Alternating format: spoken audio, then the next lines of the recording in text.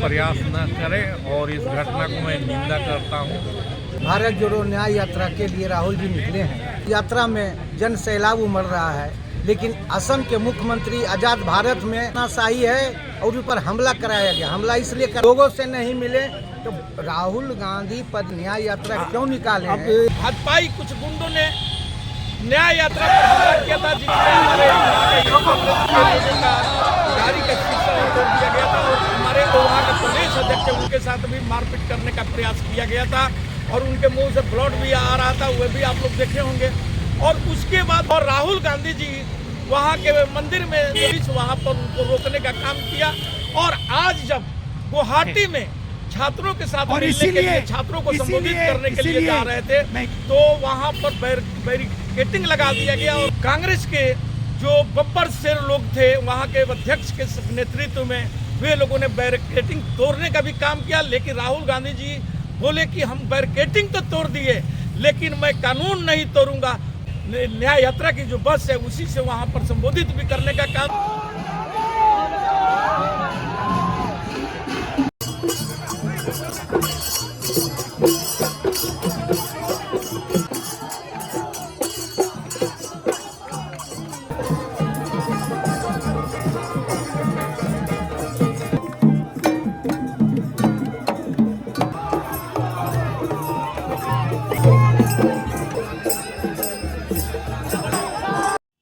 देखिए, मैं यहां आया, राहुल गांधी को स्टूडेंट से नहीं मिलने देना है। हेमंतो जी ने, मैं आपसे यहां कहने को आया हूं, आप हिंदुस्तान के भविष्य हो। अगर आपने सोचना बंद कर दिया, अगर आपने सपना देखना बंद कर दिया, तो हिंदुस्तान खत्म हो जाएगा, हिंदुस्तान नहीं बचेगा। आप इस देश के भविष्य हो। जो सपना आप देखना चाहते हो, जो आप करना चाहते हो, जो आप पहनना चाहते हो, वो आप करो, कोई आपको नहीं रोक सकता है। मीडिया जगत में मोदी जी का ही चेहरा दिखाया जा रहा था और सोशल मीडिया में राहुल गांधी ट्रेंड कर रहे थे और राहुल गांधी। अच्छा सर, राहुल गांधी की न्याय यात्रा जब असम में गई है तो लगातार उस पर विवाद खड़ा हो रहा है, बैरिकेड्स लगाए जा रहे हैं, कहा जा रहा है कि उनको जो रूट दिया जा रहा है उस रूट में ना चल के दूसरे रूटों में जाने की कोशिश कर रहे हैं। चाहते हो कैसे देखते हैं राहुल गांधी को, क्या इस तरह करना चाहिए? राहुल गांधी जी जब से भारत जोड़ो न्याय यात्रा असम में प्रवेश किया है, तब से ही भाजपा का मुख्यमंत्री जो वहाँ पर हेमंत बिस्वा शर्मा है, वो लगातार इस प्रयास में है कि राहुल गांधी जी के यात्रा को किस ढंग से रोक दिया जाए। उसी कड़ी में आप देखे होंगे कि इनके भाजपाई कुछ गुंडों ने न्याय यात्रा पर हमला किया था, जिसमें हमारे वहाँ के यूथ कांग्रेस के लोगों का गाड़ी का शीशा तोड़ दिया गया था और हमारे अध्यक्ष के साथ भी, जो वहाँ का प्रदेश अध्यक्ष है, उनके साथ भी मारपीट करने का प्रयास किया गया था और उनके मुंह से ब्लड भी आ रहा था, वह भी आप लोग देखे होंगे। और उसके बाद कल जब राम मंदिर कल पूरा देश राममय हुआ था और राहुल गांधी जी वहाँ के मंदिर में, असम के मंदिर में जाकर के पूजा अर्चना करने के प्रयास किए, तो यही हेमंत बिस्वा शर्मा का पुलिस वहाँ पर उनको रोकने का काम किया। और आज जब गुवाहाटी में छात्रों के साथ मिलने के लिए, छात्रों को संबोधित करने के लिए जा रहे थे, तो वहाँ पर बैरिकेडिंग लगा दिया गया और उस यात्रा को रोकने का प्रयास किया गया, जिसमें हमारे कांग्रेस के जो बब्बर शेर लोग थे वहाँ के अध्यक्ष के नेतृत्व में वे लोगों ने बैरिकेडिंग तोड़ने का भी काम किया। लेकिन राहुल गांधी जी बोले कि हम बैरिकेडिंग तो तोड़ दिए, लेकिन मैं कानून नहीं तोड़ूंगा। और इसलिए उस सभा को वहीं से अपने बस के माध्यम से ही उस न्याय यात्रा की जो बस है उसी से वहाँ पर संबोधित भी करने का काम किया। और उसमें वो बोले हैं कि हमारी न्याय यात्रा जो चल रही है ये 5 चीज़ों को लेकर के चल रही है। महिलाओं के साथ हो रहा है अन्याय के लिए न्याय,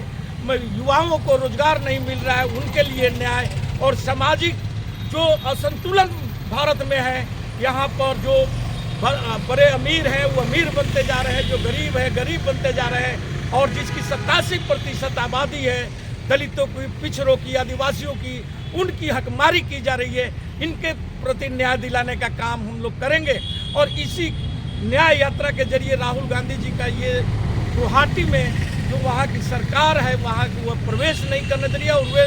जो रूट दे रहे हैं लोग वे दूसरे ऐसे रूट दिया जा रहा है जिससे कि आम जन की सरोकार नहीं है, और इसी तमाम चीज़ों का कांग्रेस ने वहाँ जमकर विरोध कर रहा है। और यह विरोध हमारा जारी रहेगा, क्योंकि 25 तक हम लोग असम में हेमंत बिस्वा शर्मा के छाती पर कील गाड़ने के लिए कांग्रेसी और भाजपा के सरकार जो वहाँ पर स्थापित है उनको उखाड़ फेंकने के लिए जनता से आह्वान भी किया जा रहा है। और यह लड़ाई हमारी 2024 में लड़ी जाएगी, और उसमें तमाम लोग हमारे देशवासी इस हिंदू विरोधी सरकार जो है, भाजपा सरकार जो है, जो कि आज हिंदुत्व के नाम पर ये आई सत्ता में, और आज हिंदू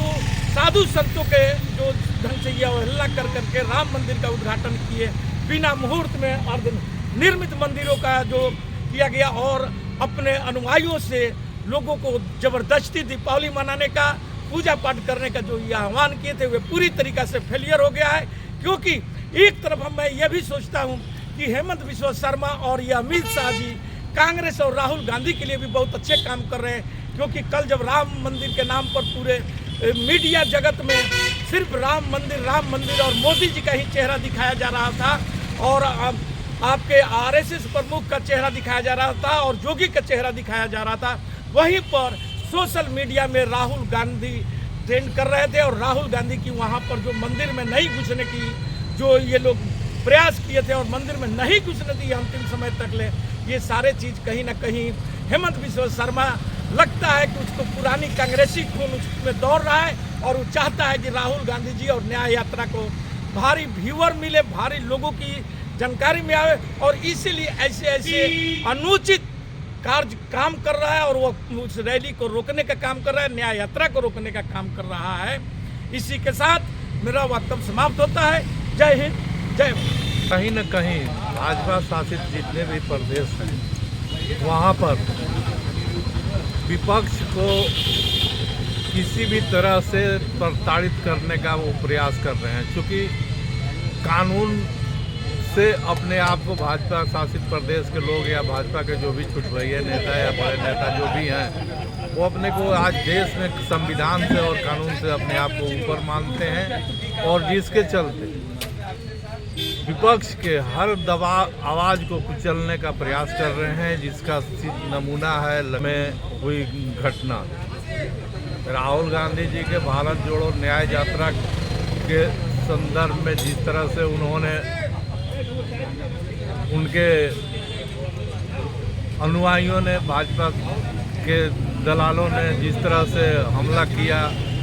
यह घोर निंदनीय है और लोकतंत्र के परंपरा के विरुद्ध है। अगर इसी तरह की घटनाएं होती रही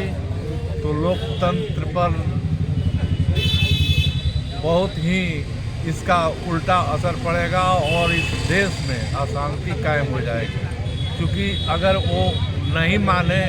और अपनी हरकतों से बाज नहीं आए, तो वैसा नहीं है कि कांग्रेस के या और विपक्ष के जो भी गठबंधन के, जो भी इंडिया गठबंधन के लोग हैं, वो सब जगह चुप बैठ जाएंगे। तो इसलिए अगर शांति चाहती है भाजपा इस देश में, तो लोकतंत्र को कुचलने का प्रयास न करें, और इस घटना को मैं निंदा करता हूं, और वहां के मुख्यमंत्री को